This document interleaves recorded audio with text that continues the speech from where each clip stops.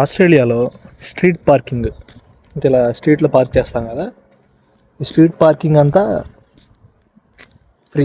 అంటే మనం పార్క్ చేసుకోవచ్చు, ఎవరింటి ముందైనా పార్క్ చేసుకోవచ్చు. దానికి ఏ రూల్ ఏమి ఉండదు. మా ఇంటి ముందు మీరు పార్క్ చేయకూడదు అని ఏమి ఉండదు.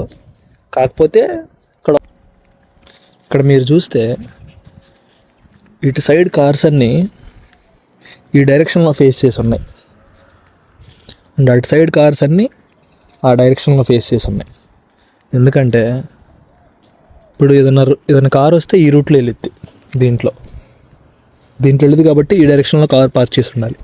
అది ఆ డైరెక్షన్లో రూట్స్ కార్ వెళ్తాయి కాబట్టి అటు సైడ్ ఫేస్ చేసి ఉండాలి.